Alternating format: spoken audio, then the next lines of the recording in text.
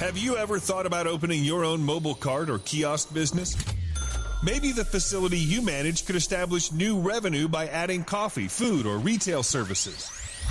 Cart King International can be the answer to your needs. Cart King is a North American designer and manufacturer of the finest mobile coffee, food, and retail carts and kiosks. Cart King has been working with clients and corporations across North America for 20 years, providing innovative designs, custom manufacturing, and timely delivery.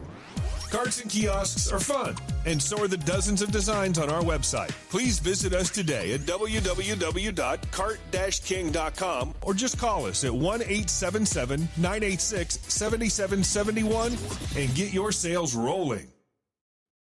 PureSoapFlakes.com, 218-568-2525. Have you ever heard of Castile Soap?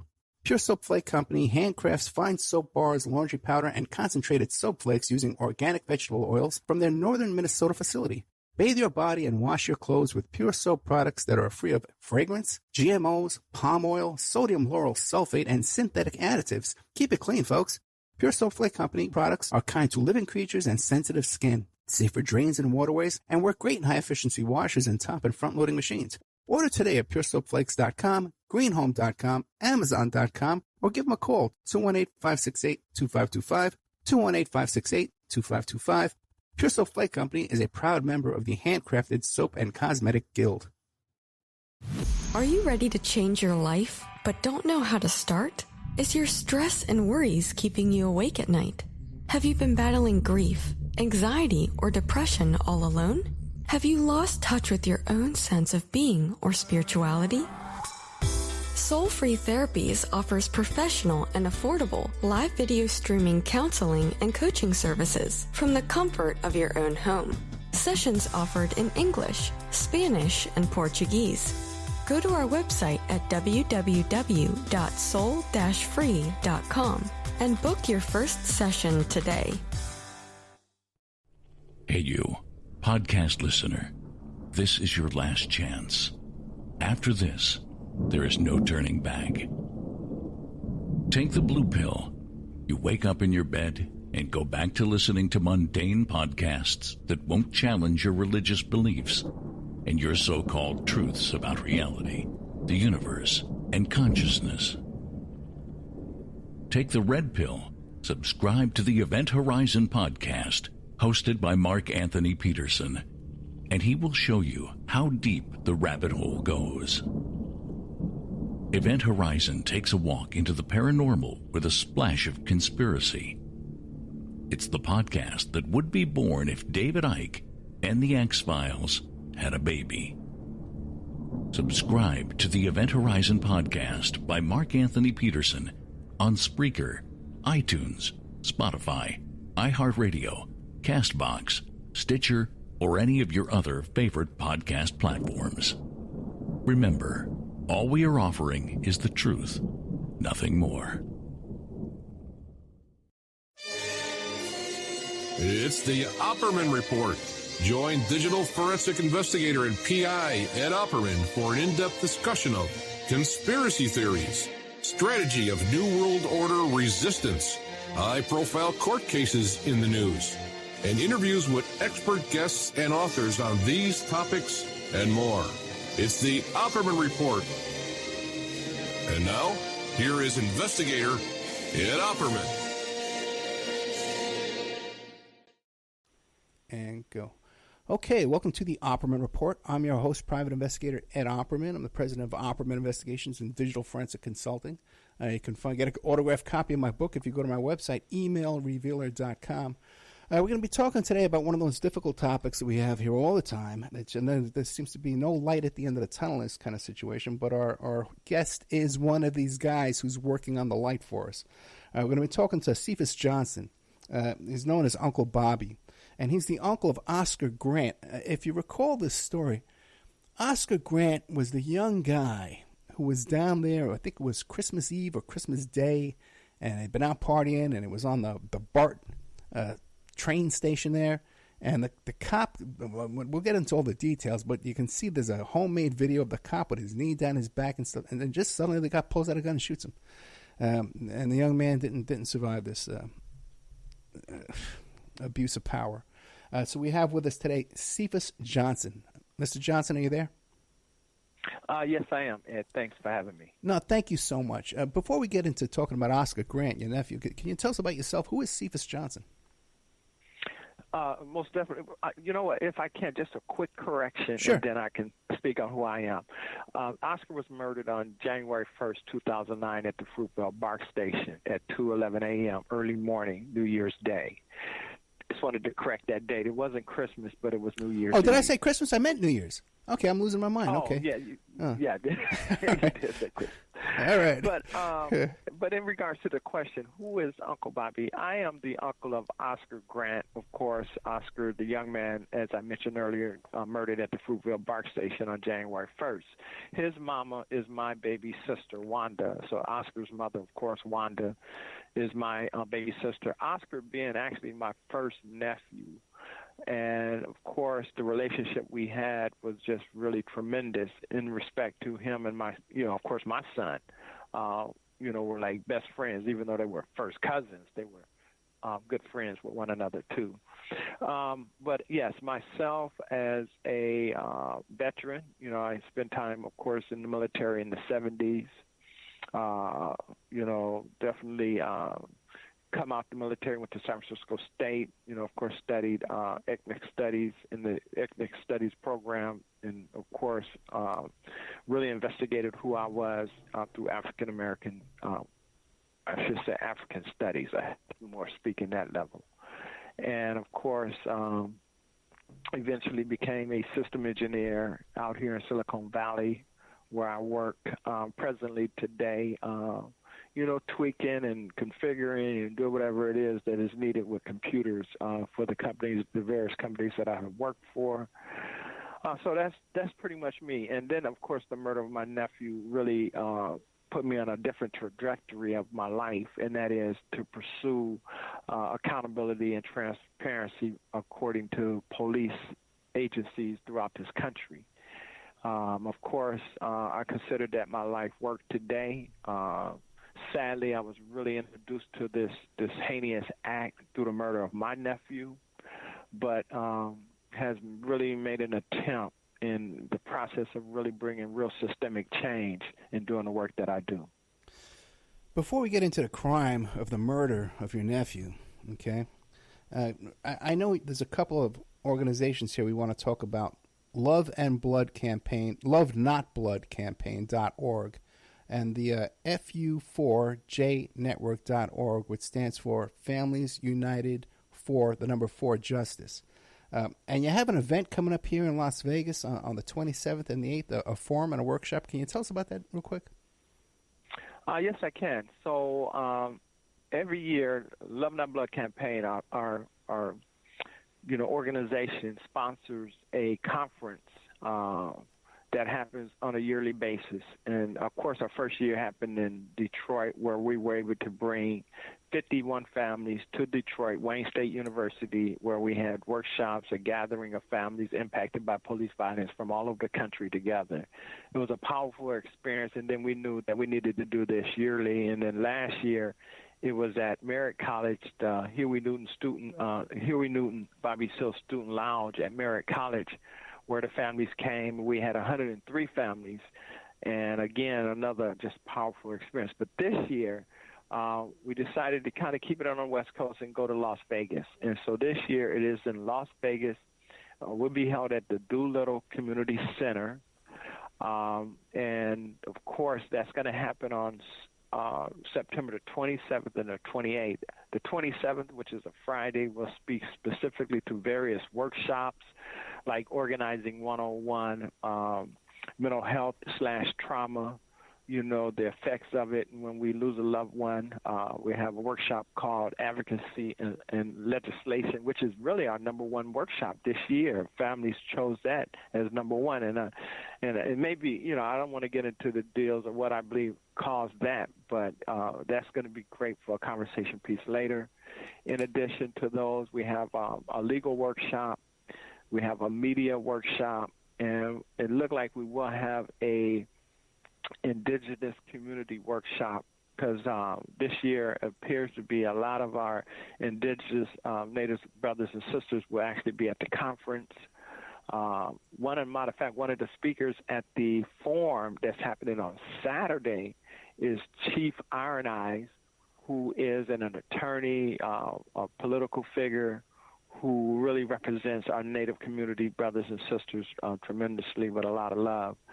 Will be one of our attorney, John Burris, out of Oakland, California, who was a commentator worked with Johnny Cochran, of course, and worked with Johnny Cochran when it came to, not Johnny Cochran, but when it came to, what was the name? Rodney King that was beat. Of course, John Burris was the commentator for that. He will be a panelist also with Chief Iron Eyes. Then we have Patrice Colliers, who is the founder or co-founder of the Black Lives Matter movement that we see today. We have Dr. Malena Abdullah, who is a professor over the Department of Pan-African Studies at Long Beach. I want to say Long Beach. I could be wrong. I apologize for that. But anyway, she's a professor, doctor, well-versed, and us will be a panelist in addition to, of course, myself sitting on the panel. And we have a special surprise guest athlete who will be also sitting on the panel having a discussion concerning athleticism and activism and how this is working out for those that are in the professional field of sports. So it's going to be a fun-filled day, of course, a lot of work, but a very powerful experience.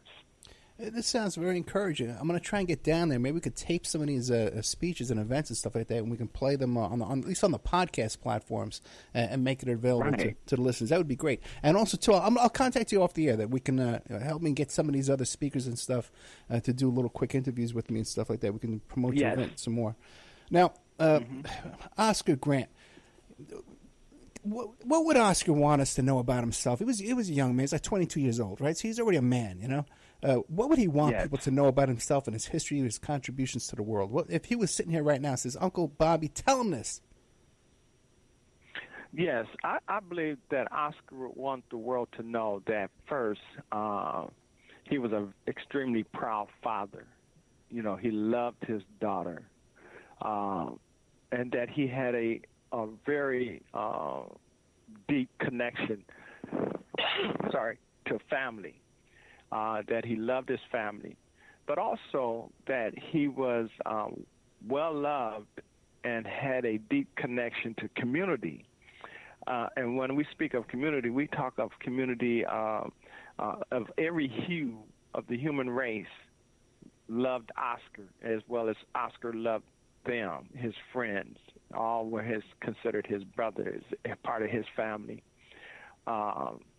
He was a very intelligent young man, and he recognized that he had made a couple of mistakes in his life that caused him to experience the mass incarceration that takes place in this country when it comes to our African-American young men. But through that experience, he also recognized that he needed to do something that was right, not just for himself, but for his family and his daughter, more importantly. And he began that journey. And as many who may know the story, his opportunity for redemption was taken away by police officer Johannes Mesley on a night at the Fruitville BART station with his hands behind his back to be handcuffed, laying face down in a prone position, not resisting arrest, and yet officer stands up, shoots him in the back, and then they go like they all say, well, it appeared he was reaching for a weapon. Oscar had no weapon. He had no drugs in his system. He wasn't intoxicated with alcohol. There was no justifiable reason for him to even consider using, as he alleged, mistakenly his taser, but he mistakenly shot Oscar with his gun. So it was a confused weapon choice, he claimed. But the video itself was shot by commuters that was on the train. that really felt that this was necessary to document because what they saw was so painful for them that they began to record. And so commuters recorded the very essence of the incident, uploaded it to YouTube for millions to see, and of course witnessed the actual heinous murder of my nephew, which we can never forget. And of course eventually it was portrayed in the movie Fruitvale Station by Ryan Coogler, who also did Black Panther as well as Creed. Ryan Coogler was just a young man, 22 years old, also pained by the murder, and came to the family with the idea about showing how loved Oscar was. And for those who have seen the movie can understand who Oscar was better. And not only that, they can see that not only was he loved by his families, but all the viewers that actually viewed that movie became a part of Oscar's family, and at his demise in the movie itself, most people cry. Most people feel so bad about what happened. They leave the theater in pain and hurt and disgust about this act of police killing us at will, and then justifying it by saying that they either fear for their lives, or we was reaching for a gun, or just something that just seems so unbelievable, but yet they get away with it. Well, let me ask you this. What is it that caused Oscar to come into contact with the police that night in the first place? Yes, so of course, those who have seen the movie to know that it was New Year's Eve, so everybody was out just having fun, and it was on the train coming back from San Francisco to fireworks. In the process, a commuter, and this happens all the time, Oscar and an old friend of his had a disagreement. They kind of grabbed each other, and they was tussling. It was a white guy. And they was tussling, and then, the train was what you call a crush load, so it was overpacked with people coming back from the fireworks. So it was no punches thrown. There was no brawl, no fight, no, this and that. But the commuter made the call that there was a black and Latino gang fight on the BART train, and he feared for his daughter's life. And that caused the train agent, of course, to make a call for the BART police to come and see if anybody's been hurt, stabbed, or killed in this brawl that this white commuter alleged had occurred on the BART train. None of that was true. And because the BART police officer came up, he immediately saw Oscar and his friend standing outside the train because the tussle had been ceased. It was done. But because he had got that call that he had to investigate whether someone been involved in this big old brawl fight, he saw these black guys that he testified to. He went on a hunch, assumed that they might have been the ones involved in this so-called alleged brawl that took place between blacks and Latinos. And not knowing that the guys that Oscar was standing with, two of them were Latino and the other was black. They were all together. And, of course, they weren't in no black and Latino gang fight. But, of course, the officer then asked them to step against the wall. Oscar and his friend steps against the wall. And then he takes down one of Oscar's friends, Michael Greer, because he said Michael Greer took a fighting stance. Yeah. And so he did what you call a hair pull takedown. He grabbed him by his dreads, threw him and tripped him and threw him to the ground. And everybody was shocked. This would really prompt everyone to begin to start recording what was going on. So all this has been documented by commuters. And, of course, Oscar and his friends are against the wall. They asking about a fight. They talking about they don't know nothing about a fight. Nobody's been involved in no fight. We just want to go home, And, of course, the officer used racial epithets, to Oscar. And Oscar responded and said the same thing to him, and eventually he just said, that one and that one, pointed to my nephew Oscar, and then Jackie Bryson are going to jail. Neither one of them wanted to go to jail, so Jackie is kind of really like, what? And so anyway, he's on his knees. He's being handcuffed by Johannes Mersley. As Johannes Mersley finished with Jackie, Oscar gets on his knees to be handcuffed. Instead of Mersley cuffing him, he pushes him down. So Oscar falls to the platform floor, but he put his hands out to brace himself. When he does that, he's immediately jumped on and he's rolled over. Well, let me rephrase that. His arms get pinned under his body. Mesli's on his back. Mesli is 6'7", 270 pounds. And Tony Perrone is on his neck, got his knee on his neck. He's choking Oscar with his knee. And he's 6'1", 250 pounds. And he was really built, like he'd taken a lot of steroids. So now Oscar's pinned with 600 pounds of officer on his 150-pound frame. Oscar only weighs 150 pounds, and he's about 5'9", maybe 5'10".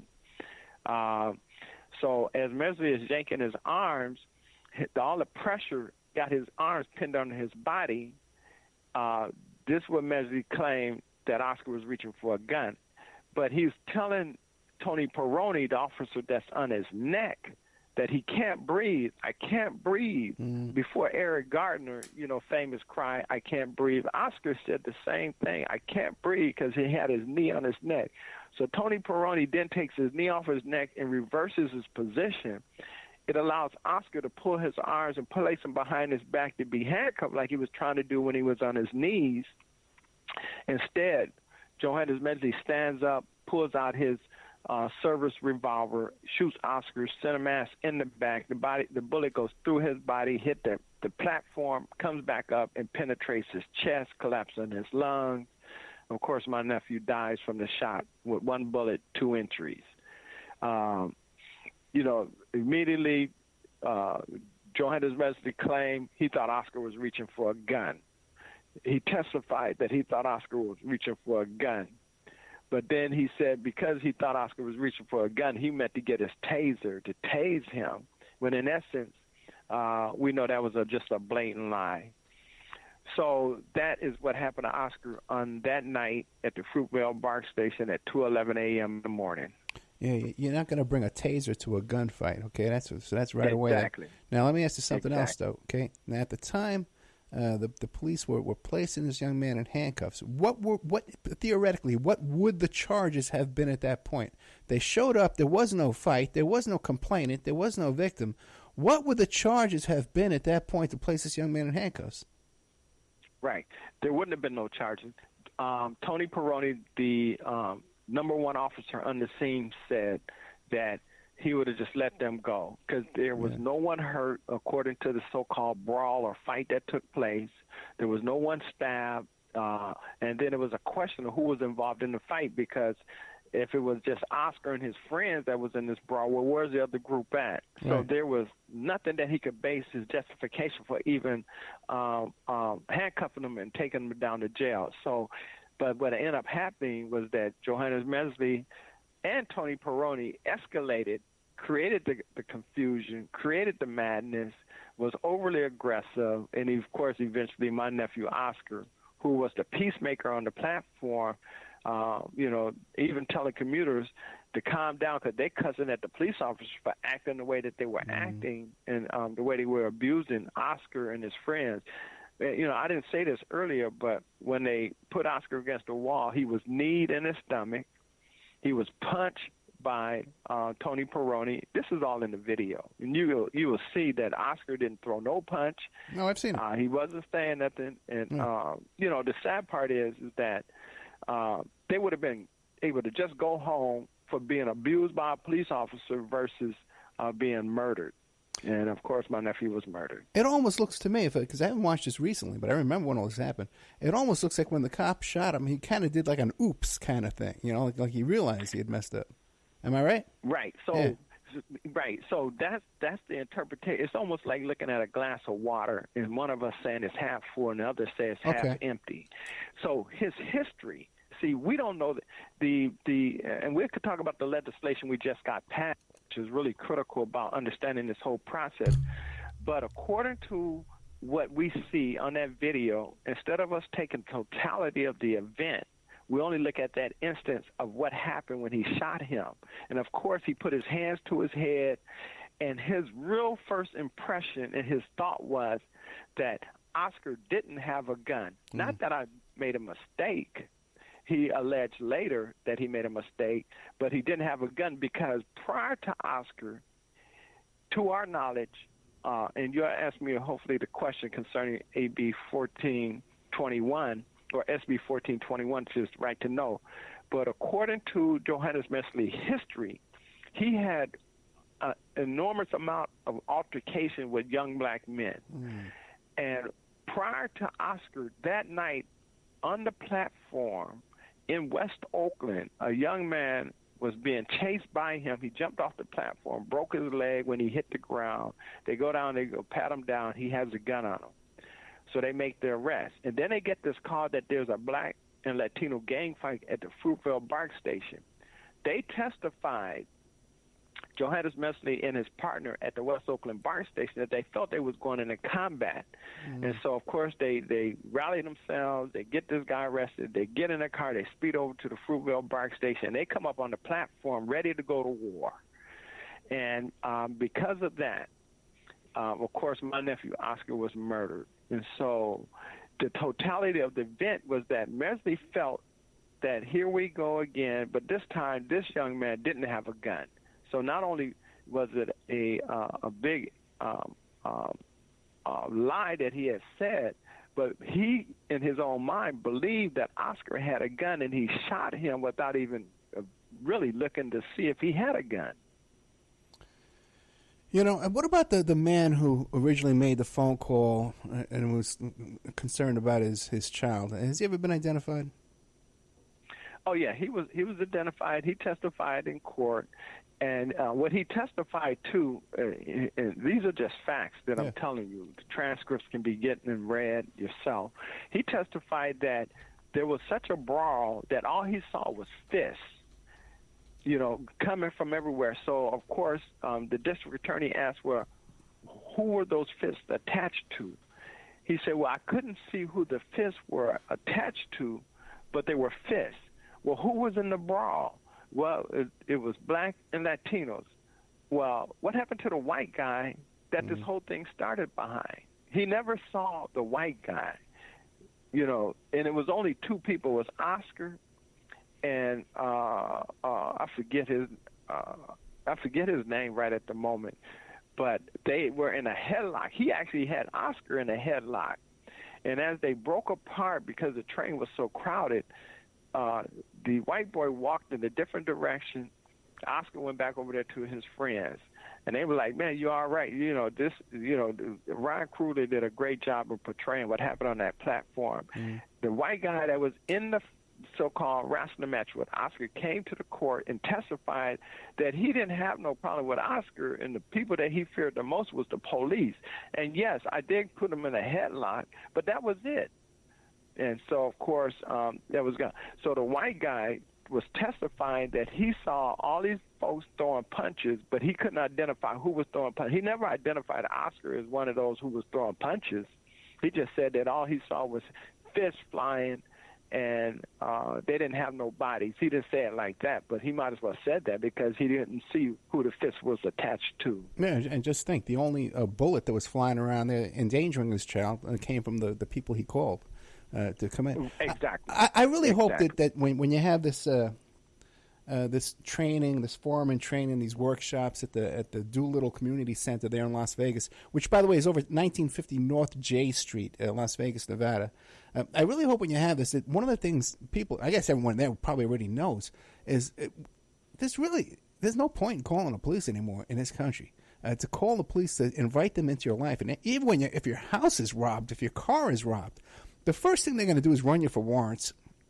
They come into contact with you, and you put your life at risk. You put your family's life at risk, and your neighbors, and who knows what's going to happen. You're inviting a couple of guys with guns, like you said, they could have just had some kind of crazy incident where they're chasing some guy, and they're all pumped up now, and they're all on steroids. Why would you ever call these people? They've never helped me once. Every time I've called them, I've never got any help from these guys. I get an attitude, and insulted and rude. And then they want to check me for warrants to find out, if I got a warrant. They make a job. Nice quick arrest tonight. So I hope you teach that. Can I just add a little clarity to that, too? Yeah. I mean, I don't know if many heard about the story called Barbecue Becky in Oakland, who called the police on the black guys. That was actually a black family, I should say, that was barbecuing in the park, like we always do. caused a major storm. Tamir Rice, as you know, was not a commuter, but a white guy that happened to see him playing with a toy gun and called the police and said this was a man with a gun. And the police come in within seconds, kill poor Tamir Rice. Let's look at Walmart. John Crawford's in there getting ready to buy a BB gun. And some white patron in the Walmart called and said there's a black guy in Walmart walking around with a weapon. Police come into Walmart and kill poor John Crawford. These stories are just facts. You know, white folks today seem to utilize the police to inflict pain, if not murder, black people on a regular and consistent basis. There needs to be a law put in place that if a white person calls the police on somebody black that just happened to be sitting in their car, and then that person is killed, and they allege that that person was not only sitting in their car, but they appear to be getting ready to rob somebody, you know, just a blatant lie to bring the police, right? And then that young man is killed, they should be held accountable for that murder. You know what I'm saying? Because if I'm in a robbery with a friend of mine and he kills someone, I'm going to get that murder charge. No, I hear you. If you're in commission of a felony and a death takes place, even if it's a car accident, whatever, you got a murder charge, you know, or for anyone. Even later on that day, by the way, I can do a drug deal with you in the afternoon, and later on that day you go kill somebody, I could still catch a murder charge on that. So people need to be aware of that too. But don't involve the police. If you can avoid the cops, just avoid the cops. Now, we're going to take a little commercial break. Oh, one more piece of stat that I should give. Yeah. Most of the shootings today by police officers are really people that are in a mental crisis, in a mental crisis state. And the family always calls the police and asks the police to help them at that moment in time because their loved one is really at a state that they feel they might need some help. Not some help where the police come, but more medical help, right? But the police shows up. They kill this young man or female that's in a mental crisis space. The mother or the father or some family member made the call, and now they got to witness the loved one be murdered. And so, yes, when you call the police for a situation that requires a medical team, chances are your loved one is going to be killed. And you're not really calling the police. The police is dispatched to the scene. Well, yeah. Well, the thing is, we solve every single problem in our suicide, attempted suicide. We solve everything by calling the cops. And you should have Norm Stamper come down to do he's the former police chief down there in Seattle, who's he wants to revamp the whole police system. And we did a whole hour about this, talking about, when you have a mental health crisis or you're having a fight with your landlord or an argument with someone, the last thing, you don't have to call cops with guns to show up. No. That's not what we need. We need civilians to be showing up to these events and trying to keep the peace, like we had in the old days. You had the elders of the village, the parish priest. That's who you went to for help. And then with this roving bands of armed men showing around to settle problems. Anyway, we got to take a commercial break before I get too upset here. We're with Cephas Johnson. Cephas Johnson. It's a tragic story, man. But it's so absurd the way we live our lives here, and we just allow it. Cephas Johnson, he's Uncle Bobby, the uncle of Oscar Grant. A couple of websites you want to check out while we're taking our commercial break. I know everybody loves to complain about the commercials. LoveNotBloodCampaign.org and FU4JNetwork.org. And that's for this forum and this workshop with all these great speakers he was telling us about that are going to be held here in Las Vegas at the Doolittle Center there, the 27th and the 28th of September. We'll be right back after these messages.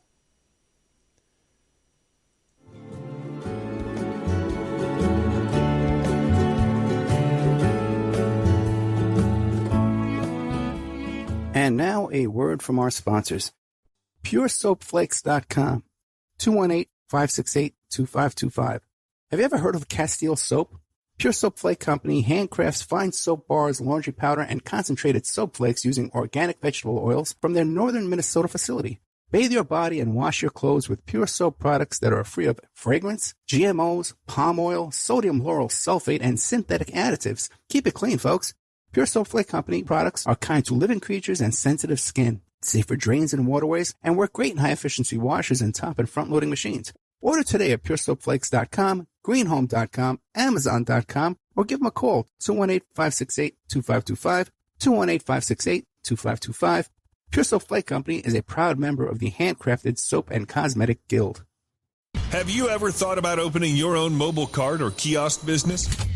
Maybe the facility you manage could establish new revenue by adding coffee, food, or retail services.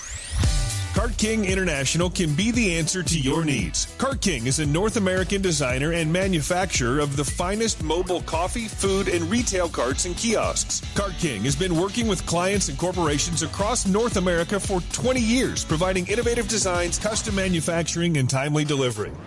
Carts and kiosks are fun, and so are the dozens of designs on our website. Please visit us today at www.cart-king.com or just call us at 1-877-986-7771 and get your sales rolling. Hey you, podcast listener, this is your last chance.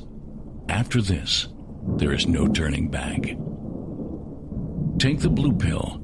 You wake up in your bed and go back to listening to mundane podcasts that won't challenge your religious beliefs and your so-called truths about reality, the universe, and consciousness. Take the red pill. Subscribe to the Event Horizon podcast, hosted by Mark Anthony Peterson, and he will show you how deep the rabbit hole goes. Event Horizon takes a walk into the paranormal with a splash of conspiracy. It's the podcast that would be born if David Icke and the X-Files had a baby. Subscribe to the Event Horizon podcast by Mark Anthony Peterson on Spreaker, iTunes, Spotify, iHeartRadio, CastBox, Stitcher, or any of your other favorite podcast platforms. Remember, all we are offering is the truth, nothing more. Are you ready to change your life, but don't know how to start? Is your stress and worries keeping you awake at night? Have you been battling grief, anxiety, or depression all alone? Have you lost touch with your own sense of being or spirituality? Soul Free Therapies offers professional and affordable live video streaming counseling and coaching services from the comfort of your own home. Sessions offered in English, Spanish, and Portuguese.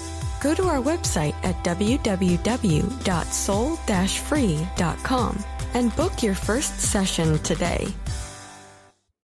It's the Opperman Report. And now, here is investigator Ed Opperman. Okay, welcome back to the Opperman Report. I'm your host, Private Investigator Ed Opperman. We're here today with Cephas Johnson, better known as Uncle Bobby. He's the uncle of Oscar Grant. And he's telling us about what happened to his nephew there, Oscar Grant, at the BART station over there in San Francisco, right? That's correct. Yeah. Yes. And check out his website. The websites he's associated with here is lovenotbloodcampaign.org. And the other one is FU4, the number 4, jnetwork.org. And both of these, you can get all the information you want about this political, this forum and workshop at the Doolittle Community Center here in Las Vegas, Nevada, on the 27th and the 28th of September, the 27th and the 28th of September. Now, Mr. Johnson, obviously, okay, this tragic accident happened. So as soon as the authorities and the superior officers, all this, and saw this video and saw what went on down there and spoke to all the witnesses, obviously these two officers here, Meselian and Perone, is that Meselian? Meserly and then Officer Peroni. Well, so they were charged, right? Right. So, of course, Officer Peroni was never charged. Oh. He actually got away with it.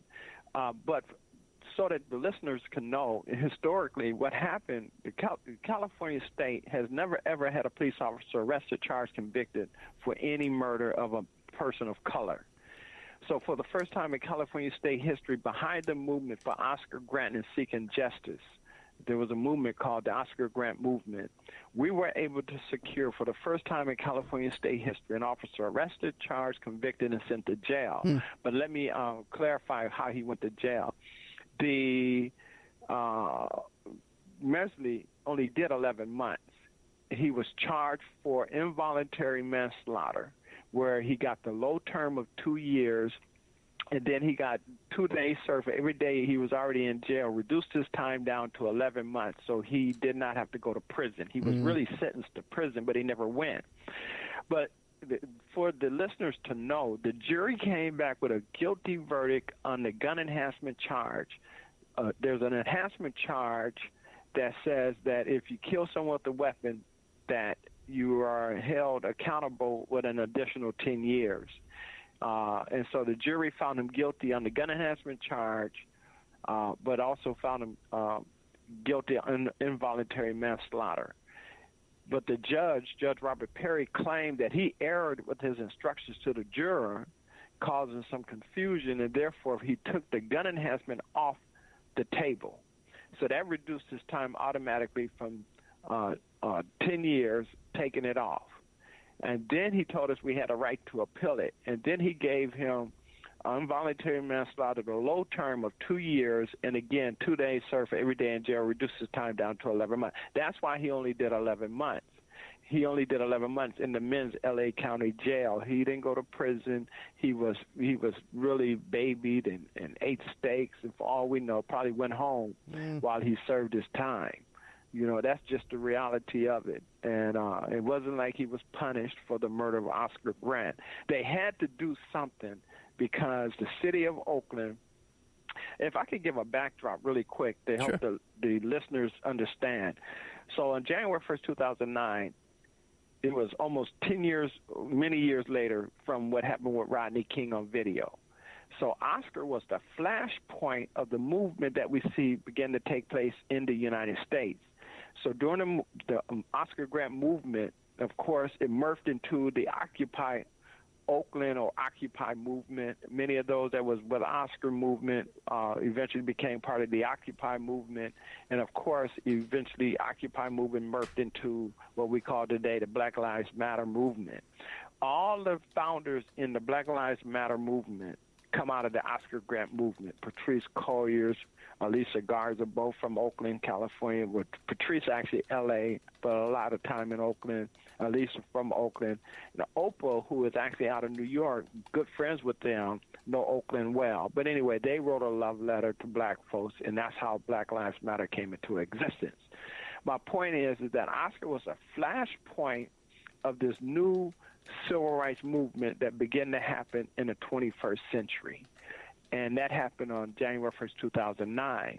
And as we know, since Oscar's murder, over 25,000 more black and brown folks has been killed by the police since Oscar's murder. You know, and if we really compare it to the lynching that took place between 65 or 85, 1880, 1895. I got my numbers wrong, so I'm sure some of the listeners can see this for themselves. But I'm just going to kind of paraphrase it. From 1895 until 1964, there were 3,440 lynchings that took place, averaging a little less or maybe one, maybe a week. If I got my numbers right. I used to know the math of this. But today, we're averaging 3 folks or American citizens killed by the police every day of the year, 3 a day. On an average, we have between 1,000 and 1,500 people killed every year by the police. That means it's 3 a day. So to me, it's much more heinous with these killings that are taking place by the police than it was during the time of lynching. But the sad part, in the time of lynching, no one's ever found guilty except for one man, and that was in the latter days of the lynching, where he was found he had murdered or lynched like 22 black men. And he eventually, I forget his name. I mean, historically, you can Google this and test my knowledge and find out this information for yourself. But my point is this: police violence has really become known because of the new technology that we have with the cell phone. Now, we know it's always been happening, but the question is, how much has it been happening in the past versus how much has been happening today? Because we don't have the numbers in the past of murders that was taking place by the police before Oscar, But what we do have is the numbers of how many people have been killed since Oscar. And we're averaging 3 a day for the last 10 years plus. And so that's telling us that if we times that by 10, almost 2,000 a year, that's 20-some thousand folks being killed since Oscar's murder. Mm-hmm. We could name them: Eric Gardner, Sandra Bland. We can talk about Michael Brown, Tamir Rice, Ramali Graham, Oscar Grant. I could go on and on and on with the names, because this is just real reality that we're dealing with. So now you're devoting your life now. Share that. Yeah, thank you. You're devoting your life now to changing the legislation too. SB 14-21. What's going on with that?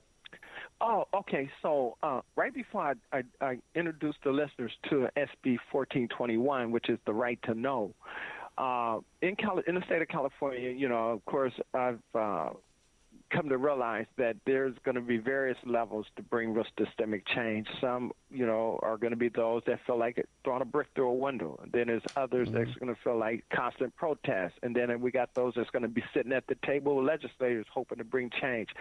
I don't criticize any aspect, but I do participate specifically in the protest and the legislative cycle. So in 2015, we got AB 71 passed, which is the use of force data collection, because we've been saying that people have been getting killed and we've been given these numbers, but no one have ever collected the data to know what the numbers are.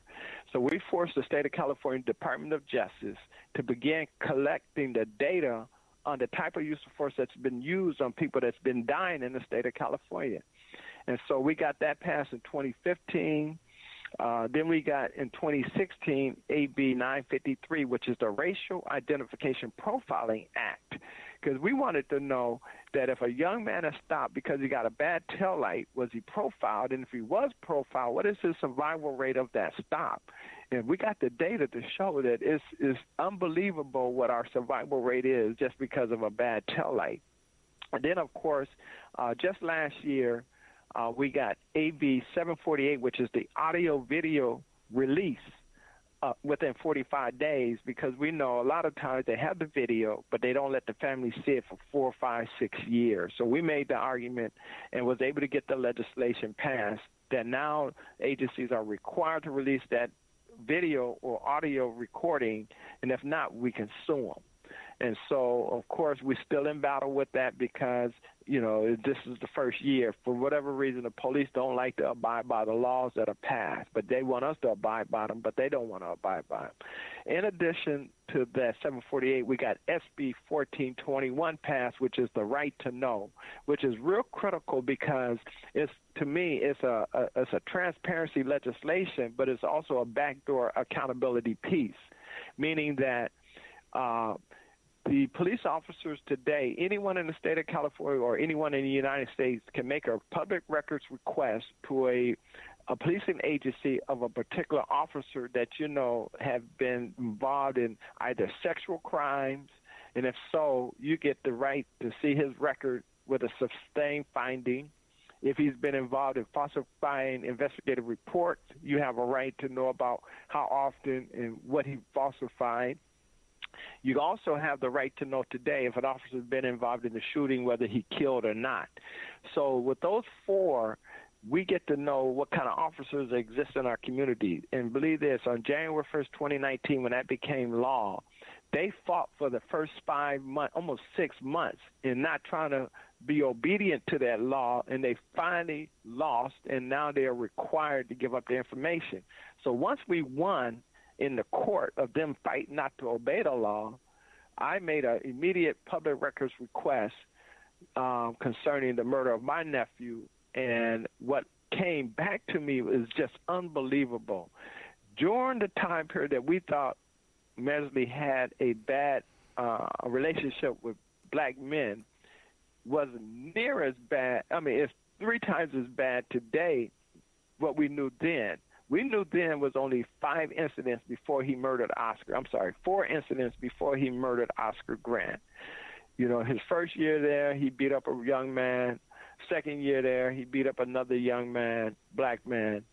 third year, not even third year, and this is all in the same year now, because he only was at the BART police station at the max almost 3 years. So he had 5 incidents of altercation with young black men before he killed Oscar Grant. Then he kills Oscar Grant. But 10 years later, when I get my public records request, I find out that he had 7 use of force incidents before he murdered Oscar, all in the same year. Wow. Now, if we had mechanism in place to be proactive to deal with these type of officers that have this history of blatantly abusing their power on people of color, we could now begin to maybe alleviate some of these murders that we see happening with these bad acting police officers in process. So just this year, on August the 19th, we officially got the bill signed into law that goes into effect in 2020, January 1st, called AB 392, which is the use of, is called the California Act to Save Lives. The California Act to Save Lives has changed the reasonable standard to necessary. And then we also included in that legislation the ability to take the totality of the incident that occurred before the shooting occurred to be investigated to see if there was some criminal negligence involved in the totality of the event. And if so, we now have the ability to charge an officer criminally negligent in that murder and also force them now to consider using de-escalation tactics. This just got signed into law by California Governor Gavin Newsom on August 19th. It was a big historical ceremony that just took place because the statute that the police in the state of California used to justify the killing that they were killing us by was a statute that was from 1872. So imagine the spirit when that statute came into existence, and they were still allowing that same spirit of that statute to exist today. We just ended that. And that's why California is one of the most killing states in the United States. More people are killed in the state of California than any other state in this country. And it's been that way for years. We average 150 to 175 California civilians killed by the police on a regular, consistent basis every single year. This is what the use of force data collection, AB 71, tells us. The Racial Identification Profiling Act is telling us the same thing because of the biases that is exhibited through these police stops that take place and then the murders that occur behind a bad taillight stop. So to kind of delve back to your question about 1421, that in itself, the right to know, helps us begin to identify these problematic officers. And then we can begin to take some proactive action to deal with these type of officers, whatever that may incur that we can do. But one aspect of it I think that's as critical is that if an officer is involved in a shooting, and we happen to have the records that he's been involved in 2 other shootings prior to this most recent shooting, and the district attorney fails to file charges against this officer instead of just simply stating it was a justifiable shooting, because that's all they always say. Now we got a target to really launch a campaign against, and that would be that district attorney for failing to file charges against an officer that was involved in an unjustifiable shooting. To me, that in itself will force these DAs to consider what their career path may look like versus making the decision because this officer, you know him, whether you want to stand behind his non-guilty self and risk your career because I'm coming after you. Yeah, we can't forget, too, the supervisors and the sergeants, too, if they're aware of a cop having 7 violations prior and they've done nothing about it, too, there has to be some kind of accountability and consequences for them as well. Mr. Johnson, we're totally out of time, though, but you got like 1 minute. So you want to tell people how they can find you? Wow. What do you want to do? Yes, so definitely go to the website. On the wwebsite, you can definitely reach out to Love Not Blood Campaign, us. and see the work that we're doing. Also, Families United for Justice, which is fu4j.org website. You can go there and see about the conference and just take a look at it. And if you're an impacted family and you're hearing my voice, definitely reach out. We had to close the registration because we got so many this year. But reach out, contact us, and hopefully we can figure out how to maybe bring you also to the conference. Yeah, I'm going to get in there. Don't get in there. You have to lock me out of there. You can't keep me out of there. No, wait. Now, the people who attend these conferences, they're all actual victims, or it's a general public too that just wants to be aware? Primarily, everybody that's going to be at the workshop. We already got over 150-some families coming to the conference, so it's going to be everybody that's impacted. But the community forum that's going to happen on Saturday will be open to the community to come and hear, like Chase Iron Eyes, a Native representative, John Burris, a civil rights attorney, Patrice Correa, founders of Black Lives Matter, Dr. Malena Abdullah, also of the Justice League, Black Lives Matter, and a professor and director of Pan-African Studies, Yanajwa Longwolf, who is a Native sister but Black, really representing our Native community families. We got Sam Samway, who wrote and built Mapping the Police, another data mechanism that tells us where all the shootings takes place and what legislation and things that we can put together to get it passed. Dante Berry, who is the founder of the Million Hoodie March based on what happened to Trayvon Martin, and then we have a surprise guest athlete speaker that would be a part of the panel. We're just kind of informed to keep his name under wraps until the actual day of the event.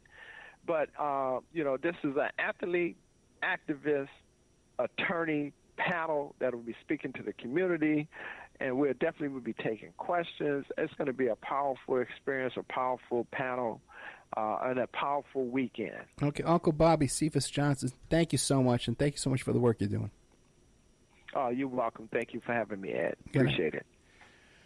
All right, so then we had Cephas Johnson, the uncle of Oscar Grant here. And once again, lovenotbloodcampaign.org and Families United for Justice, the number 4, fu4jnetwork.org. And this is at the Doolittle Community Center, the 27th and the 28th here in Las Vegas, Nevada.